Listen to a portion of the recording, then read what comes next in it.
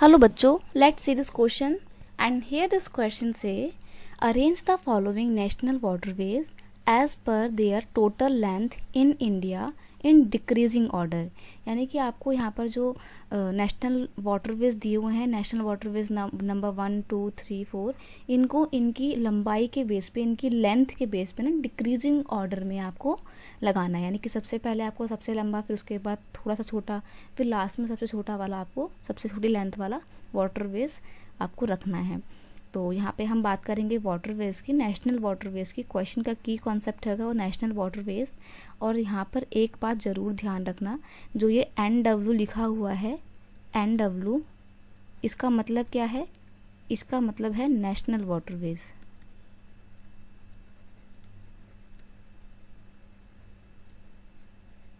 ठीक है, और यही मैंने शॉर्ट फॉर्म यहाँ पर भी यूज़ करी है। सबसे पहला जो नेशनल वाटरवेज नंबर 1 है वो कहाँ से कहाँ तक है? वो गंगा नदी के ऊपर बना हुआ है, between the Allahabad and Haldia. यानी कि गंगा नदी के ऊपर इलाहाबाद से लेके हल्दिया के बीच का जो नेशनल वाटरवेज है उसको हम नेशनल वाटरवेज नंबर 1 का नाम देते हैं। ठीक है, इसको NW1 लिखा हुआ है मैंने। इसकी लंबाई कितनी है? 1620 किलोमीटर। ओके, नेक्स्ट है आपका नेशनल वाटरवेज नंबर 2, जो कि ब्रह्मपुत्र नदी के ऊपर बना हुआ है, सादिया और डुबरी के बीच में बना हुआ है ये। इसकी लंबाई कितनी है? 891 किलोमीटर। ये नेशनल वाटरवेज नंबर 2 है। N से नेशनल, W से वाटरवेज, और नंबर का मतलब आपको पता है।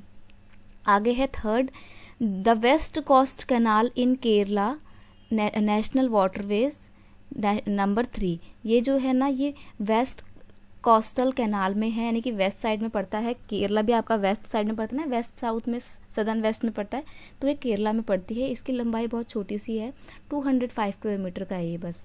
नेक्स्ट है फिर आपका specific stretches of river Godavari and Krishna river along with the Kakinada Puducherry stretch of canal, national waterways number 4।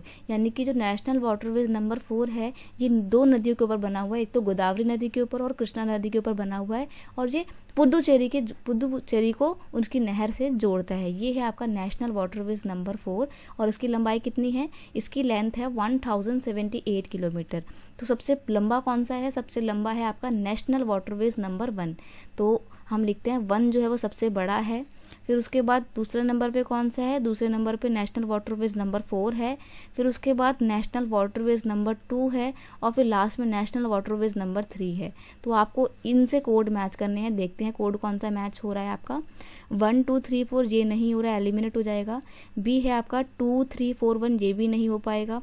C है आपका 1 4 2 3, ये आपका मैच कर रहा है। तो आपको ऑप्शन C पे टिक करना है कि अगर हम डिक्रीजिंग ऑर्डर में अपने नेशनल वाटरवेज को लगाएं तो कुछ इस तरीके का आपका नेशनल वाटरवेज बनते हैं। नेशनल वाटरवेज 1 सबसे बड़ा है, फिर 4 उसके बाद है, फिर सेकंड उसके बाद है, और लास्ट में थर्ड सबसे छोटा है। तो ऑप्शन C आपका यहाँ पे बिल्कुल सही आंसर है। I hope you understand it well. Best of luck.